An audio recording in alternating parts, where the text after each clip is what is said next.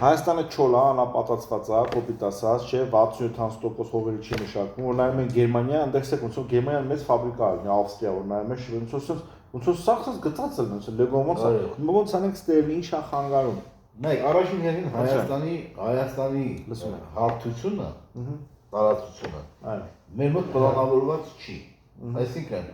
մենք սովետի ժամանակվանից ունեցել ենք դաշտավայրեր, հարթավայրեր, այդ հարթավայրերն է միշտ եղել որպես տարածք օգտագործման համար, տարբեր բաների։ Բայց մենք ունենք շատ լանջային տարածքներ, որ այդ սա գումարենք Հայաստանի տարածքը օգտագործել տարածքը կրկնակի կարելի է մեծացնել։ Մինիմալ։ Հա, կրկնակի կարելի է մեծացնել։ Քանի տարի։ Ինվեստիցիաների մասշտաբից է կախված։ Ասեք շատ կարճ չէ, բայց միջնա 2 միլիարդ դրի։ 2 միլիարդ դրի։ 5-10 տարում։ 5-10 տարում։ Հա։ Հանգիստ կարելի է կսա։ Եվ նայ, այդ սարալանջային տարածքում կա ասոբի ինչ-որ հատուկ կլիմայական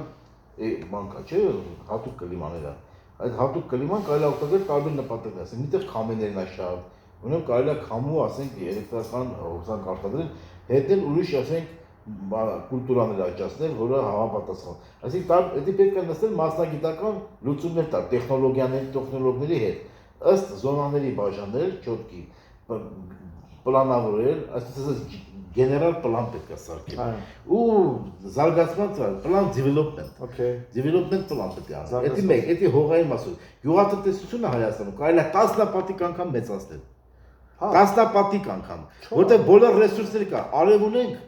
տարին 8-9 ամիս լավ արև։ Երևան սզգալի չոլ է ժողովուրդ։ 9 ամիս արև ունես, գյուղատնտեսություն, հող ունես, որովհետև հողը պետք է կարգավորել, վերիացնել, մեռած վիճակա, չմշակող հողերը մեռնում, պետք է դրանց կենթանացնել, այսպես ասած։ Ջուրը կա։ Հա, ուրեմն հող ունես, ջուրը ունես, ամենակարևորը, արևը ունես։ Մնում է կանք ու կազմակերպչական ջիղ։ Ինչու է սայրը դատարկ։ Երևան սզգալի սայրը դատարկ։ Եթե մարդիկ անապատներում,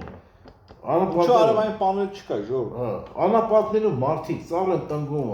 ամեն մի ծառի համար բերում են Դուբայ, Իսրայել, բերում են ահավոր մեծ ծախսերով, ամեն մի ծառի վրա $1000 փող են ծախսում, որ ջրամատակարարում են, ամեն մի ծառի վրա, դրանց քիչ ծախսը, հələ պատկերացրու, հասկանու՞մ, իսկ ստեղ կարելի ասել նո մի $10 դու կարաս ծառ աճացնես։ Հիմա հասարակ հայ մարդը լսում ես մասը ճիշտ ես ասում, պարոն Հակոբյան, ինչ անենք։ Քաղաքական իշխանություն է պետք ունենալ, արևելքում, պայմաններ է պետք ստեղծել։ Ես դա չեմ ասում նրա համար, որ պետք է ամեն ինչը պետությունը անի, չէ, պետությունը ընդհանրապես սոցիալիստական երկիր չէ, որ պետությունը անի։ Կակրած մեր վատը նա է, որ հիմա ինչ-որ անում է պետությունն է անում։ Մասնավոր սեկտորը այդքան ներդրումներ չի անում երկրում, ինչքան պետությունը։ Բայց պետական ներդրումները պետությունը միշտ վատ բիզնեսմեն է, լավ գիտեք, պետությունը էֆեկտիվ չի աշխատում, որտեղ պետությունը դա ինչ-որ աբստրակտ է, վերացական օրգան է, այնտեղ չկա տեր, այնտեղ այդ չինովնիկների համար այդ ամեն ինչը իրանցը չի, իրանք ժամանակավոր են զգում իրանք էֆեկտիվ չեն մոտենում, պլյուս շարժած կոռուպցիան, գողությունը, հասկանում ես, դա պետությունը վատ տնտեսվարող է։ Այո, պետության ֆունկցիան չի դա։ Պետությունը պատմականորեն։ Լավ գնեք, ինչու ազատ տնտեսական գոտի չեն ստեղծում, պարոն։ Մի վարքա։ Պետությունը պատմականորեն ստեղծվել է որպես կառավարությունի օրգան։ Որպես օրգան, կարգ ու կանոն, հասկանում ես, կարգ ու կանոն պահելու համար։ Այսինքն խաղի կանոնները դնի ու չոտքի պահի։ Հասկանում, դա է իր ֆունկցիան։ Պետությունը պետք է ստեղծի լավ կարգ ու կանոն, ճիշտ օրենքներ, այդ օրենքները ճիշտ կիրառի ու հետևի, որ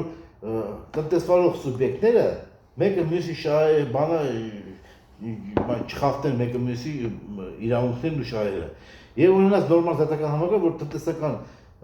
խաղի արդար կանոններ, հա, տնտեսական վեճերը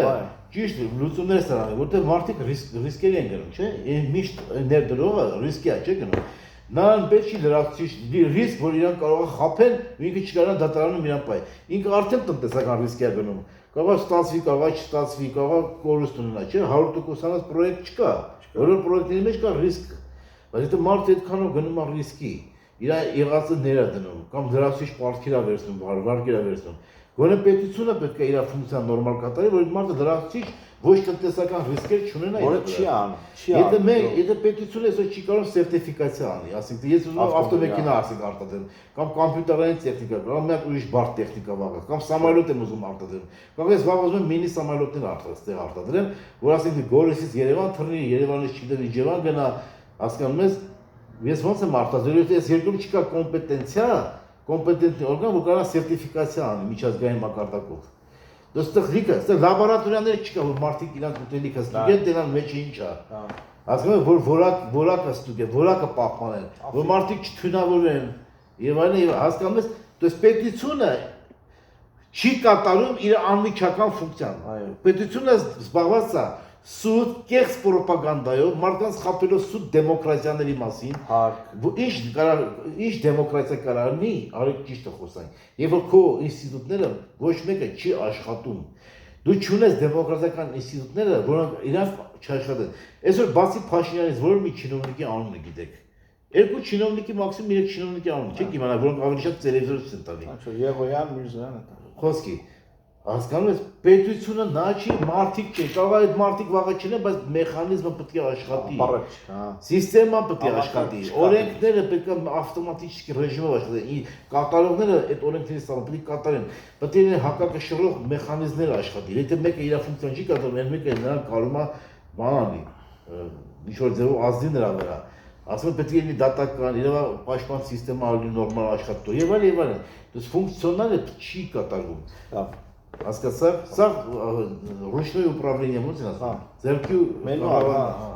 շնորհակալություն, մտածեք ժողովուրդ։